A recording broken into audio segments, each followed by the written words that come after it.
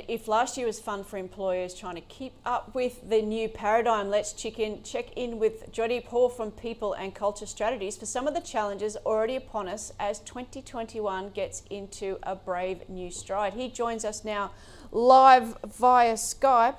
What has the relationship between employees and employers? What's happened and what is going to happen? Well, good afternoon to you both. The challenge of 2020, of course, for a lot of employers was navigating unprecedented change. As we know, a lot of employers had to send their workforces home to work from home for a considerable part of the year. That's continuing in a lot of instances for a lot of businesses. So that was a huge challenge. On top of that, there were complications and new things to adjust to from the perspective of JobKeeper and other government subsidies and schemes and all of that. And a lot of businesses had to implement restructure, or at the very least, go through some planning for restructuring and other forms of change. So 2020 was a huge year when it came to the challenges between the employer and an employee relationship. But I think it's really in 2021 that employers are going to start to feel the downside and the real pain of those challenges. Because I think what was happening in 2020 was that everyone collectively was dealing with the uncertainty. 2021, and we're already starting to see it, is that a lot of the anger and the resentment, the disappointment, the fact that people can't travel, the fact that people can't have their usual holidays, the fact that there's still uncertainty in relation to a whole heap of things, that there are still border closures, all of those things are starting to really affect employees. And what we've started to see is that there's a lot of retention issues, turnover, a lot of agitation of disputes, things that are happening because of the challenges of 2020. Well, at least that's the working theory that I think has got some validity to it. It's going to be an extraordinarily challenging year for employers. Without a lot of the government support, JobKeeper ends at the end of this month. A lot of industry is still enormously challenged. A lot of uncertainty when it comes to even something like where people are going to work from. And Jordan, another issue which we have touched on before is vaccinations. Of course, now we're seeing the COVID vaccination program being rolled out slowly, but it's obviously happening in Australia as we speak. And we're talking about how employers approach this, and whether they have a right and the rights of employees as to whether they have to take it.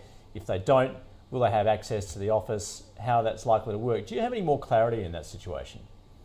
Look, I think the position in the answer to the question that a lot of employers have been asking, can I mandate the taking of the vaccine?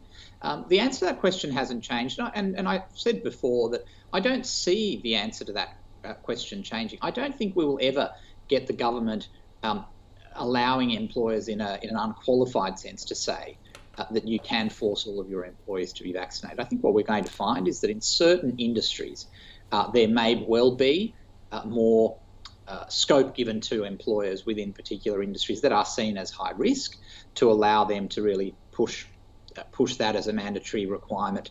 But in a lot of other industries, the medical advice is going to be that that's not strictly needed.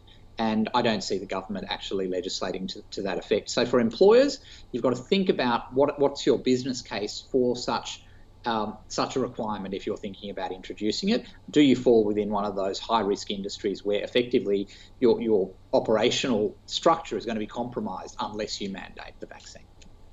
So when you're talking about employee disengagement, is that because they're sitting from home, they're missing their colleagues? How do businesses reach out? Just for example, I spoke to someone last week who had like a HR software whereby there was like a continuous survey of their employees as to whether they had mental health issues. That's more important than ever before. So how do they engage with their employees when they're working remotely? It's a really good point. What we've seen is a lot of employers have introduced a number of initiatives, such as the one that you mentioned.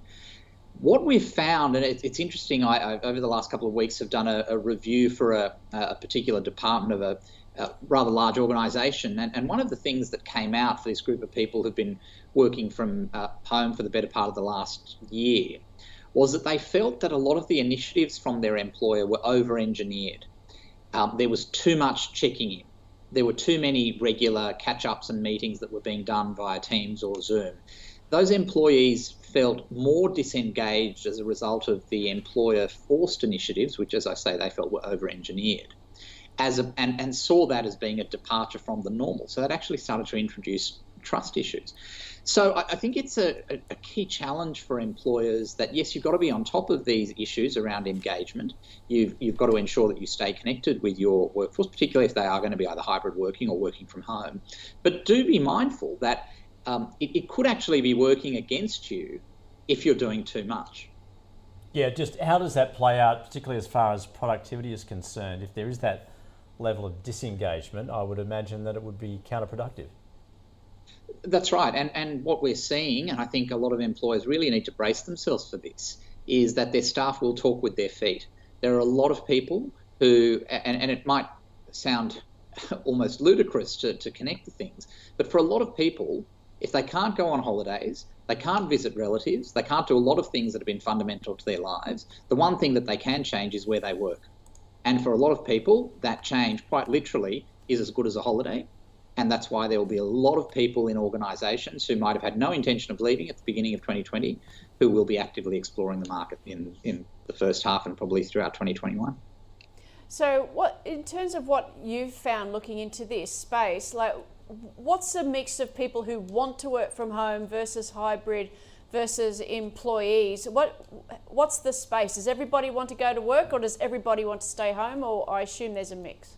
There is a mix. I think if you were saying what is the majority view, probably that would be people wanting a hybrid, ideally doing a 3 to 4 days in their usual place of work and 1 to 2 days working from home. I mean, it's interesting coming into the Sydney CBD, you notice, or certainly I've noticed, that the traffic on Mondays and Fridays seems to be a lot less than the traffic Tuesday to Thursdays. And I don't think that's any surprise. You've got people who are probably doing that hybrid arrangement with a view to having longer weekends, or at least not having to deal with coming into their usual place of work on Mondays, Fridays. And I think that's what probably reflects a little bit of the lifestyle upside for people if they have the choice. The employer perspective, though, as a general rule, most employers, leave aside the grandstanding of a lot of tech companies, etc., the genuinely held view of most employers is that they want people to be coming back to their usual place of work and try to introduce some semblance of pre-pandemic normality back into their organisations and back into the way people work. Yeah, I think there's a lot of negotiating to go on for lots of employees and employers. Thank you, Joydeep Hall from People and Cultures, for joining us today. Thanks very much.